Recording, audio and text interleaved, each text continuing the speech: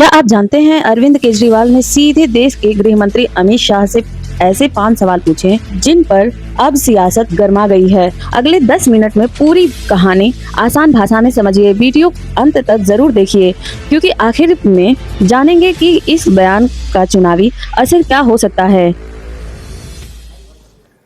आप सब लोगों को मेरा नमस्कार।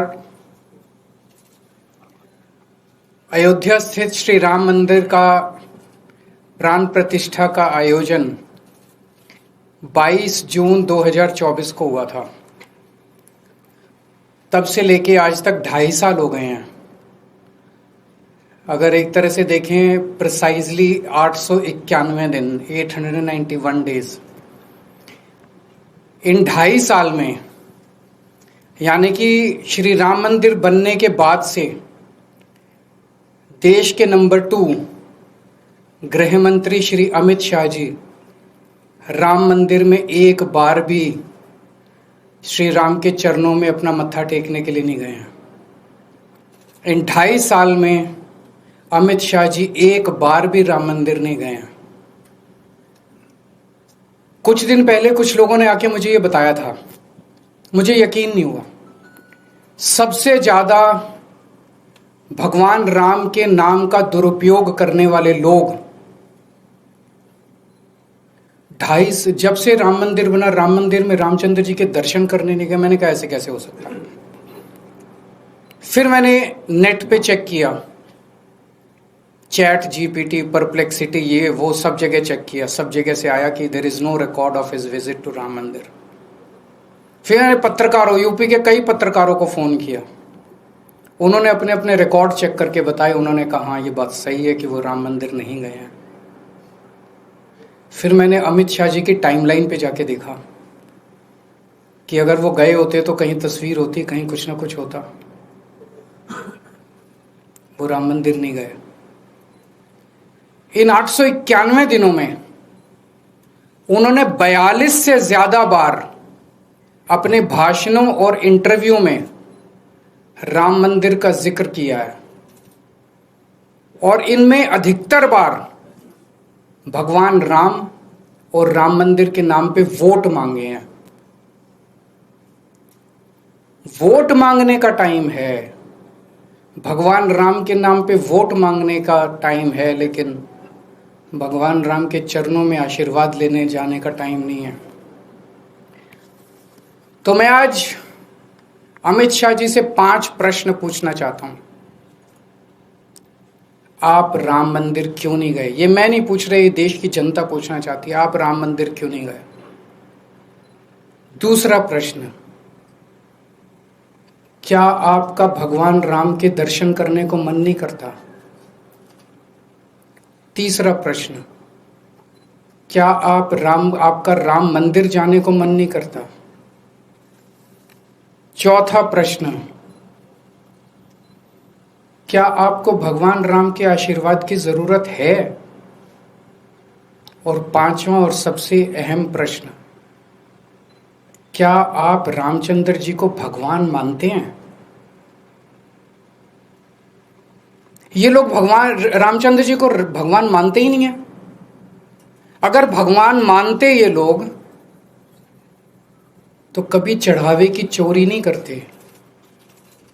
भगवान के सामने दिए हुए दान की चोरी नहीं करते कभी ये लोग। उनको डर लगता अंदर से कि अगर हमने चोरी कर दी तो भगवान देख रहे हैं, भगवान तो सर्वव्यापी हैं, भगवान देख रहे हैं, चोरी देख रहे हैं, हमें महापाप लगेगा, हमारा भविष्य खराब हो जाएगा, आने वाली जिंदगियां खराब हो जाएंगी, ये जिंदगी खराब हो जाएगी। इनको डर लगता, लेकिन इनको कोई डर नहीं है, खुलेआम चोरी कर रहे हैं। तो अगर ये राम को भगवान मानते तो कभी चोरी नहीं करते। ये तो राम को भगवान मानते ही नहीं है।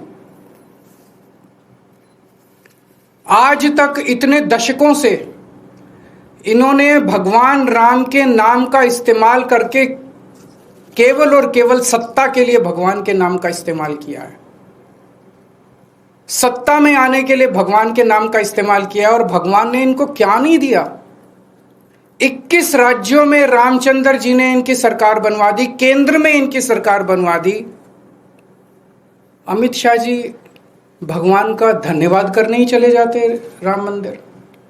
101 रुपए का प्रसाद ही चढ़ाते, लेकिन वो वहां नहीं गए। उनको भगवान के आशीर्वाद की जरूरत ही नहीं है। हर सनातनी आज पूरे देश में इस बात से पीड़ित है, जिस तरह से चंदा चोरी, चढ़ावा चोरी हुई है, जिस तरह से, और बता रहे हैं कि ये तो टिप ऑफ द आइसबर्ग है जो अभी तक निकल के आया, अभी तो बहुत कुछ निकलना बाकी है। हर सनातनी दुखी है। और जब लोगों को आज पता चलेगा कि अमित शाह जी भगवान राम के नाम पे खुलेआम देश भर में घूम घूम के वोट तो मांगते हैं, लेकिन भगवान राम के दर्शन करने नहीं जाते, तो सोचो कि हर सनातनी के दिल पे क्या गुजरेगी। इन्होंने सनातन को केवल और केवल सत्ता और पैसे के लिए इस्तेमाल किया है। आज केवल आम आदमी पार्टी है जो सनातन के लिए सच्ची भावना से काम कर रही है। अभी पंजाब के अंदर मैं था, हमने हर शहर के अंदर वहां भजन संध्या का आयोजन किया जा रहा है। हजारों की संख्या में लोग आ रहे हैं। लोग कह रहे हैं इस तरह का सनातन के लिए काम करने वाला हमने कभी नहीं देखा। हम लोगों को खाटू श्याम जी, हरिद्वार, ऋषिकेश, मथुरा, वृंदावन, जब हमारी दिल्ली में सरकार थी, अयोध्या जी के हर जगह के, हर तीर्थ स्थान के दर्शन फ्री में कराते थे लोगों के। अभी पंजाब के अंदर काली माई का मंदिर बनाया जा रहा है, पटियाला के अंदर उसका पुनरुद्धार किया जा रहा है। लव कुश का भव्य मंदिर बनाया जाएगा। हमारे सनातन के आदर्शों के हिसाब से बहुत बड़े स्केल के ऊपर गरीबों के लिए अच्छे स्कूल बनाए जा रहे हैं, गरीबों के इलाज के लिए अच्छे अस्पताल बनाए जा रहे हैं, मोहल्ला क्लिनिक बनाए जा रहे हैं, भ्रष्टाचार मुक्त शासन दिया जा रहा है, लोगों का पैसा जोड़ जोड़ के उनको सुविधाएं दी जा रही है, अच्छी बिजली, अच्छी सड़कें, अच्छी। जो सनातन है, सनातन आज अगर देश में सच्ची सनातनी पार्टी कोई है तो वो आम आदमी पार्टी है। मैं अमित शाह जी से निवेदन करूंगा कि आज के बाद एक बार कृपया भगवान राम के दर्शन करने अयोध्या जरूर जाएं। अगर आपका कोई प्रश्न है तो बताइए।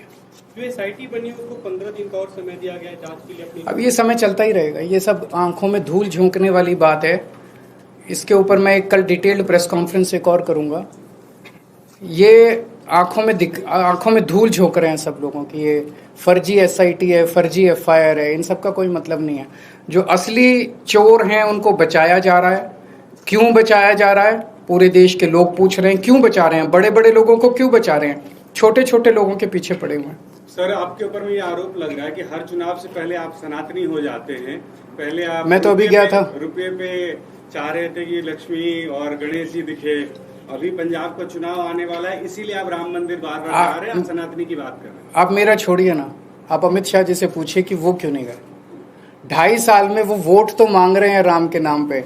एक बार चले जाइए, धन्यवाद कराइए उनका। भगवान ने जिता दिया उन लोगों को 2024 चुनाव, अब तो धन्यवाद तो कर लीजिए। सर, सीजेआई को जो अपोजिशन पार्टी ने पसंद लिखा उसमें आम आदमी पार्टी ने भी साइन किया है। दो वो मुद्दे उसमें जो उठाए जाए हैं मुद्दे सही हैं, इसलिए हमने भी साइन किया। सर, एक पत्र और लिखा गया है, पाकिस्तान भारत के 100 लोगों ने पत्र लिखा है, पीएम मोदी को लिखा है, शहबाज शरीफ को लिखा है कि आज भगवान राम की बात करते हैं, बाकी सारी बातें बाद में।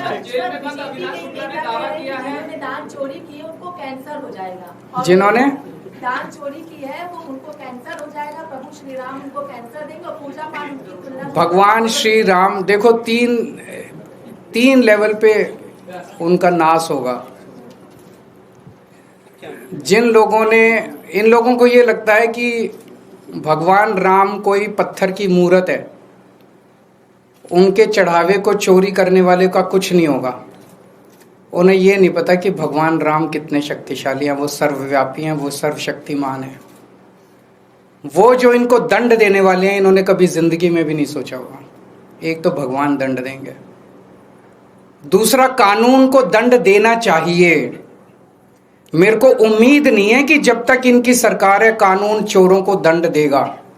जब केंद्र से और उत्तर प्रदेश से इनकी सरकार जाएगी, और हर राम भक्त को आज ये सोचना चाहिए कि अगर आप चंदा चोरों को दंड दिलवाना चाहते हैं तो सरकार बदलनी पड़ेगी। नई सरकार आके ही दंड देगी। ये सरकारें, मौजूदा केंद्र की सरकार और मौजूदा यूपी की सरकार, इनको दंड नहीं देगी, कभी नहीं देगी, क्योंकि मिले हुए हैं ये लोग। वो बचाएगी, SIT बनाएगी, SIT को 15-15 दिन का एक्सटेंशन मिलता जाएगा, धूल जो थोड़े दिन में भूल जाएंगे। तो अगर हर राम भक्त इनको चंदा चोरों को दंड दिलवाना चाहता है, सरकार बदलो, नई सरकार आएगी, वो इनको चंदा चोरों को दंड देगी। तो दूसरी लीगली, और तीसरा समाज। मुझे बेहद खुशी हुई उस दिन जब बार एसोसिएशन ने उनका बहिष्कार किया है।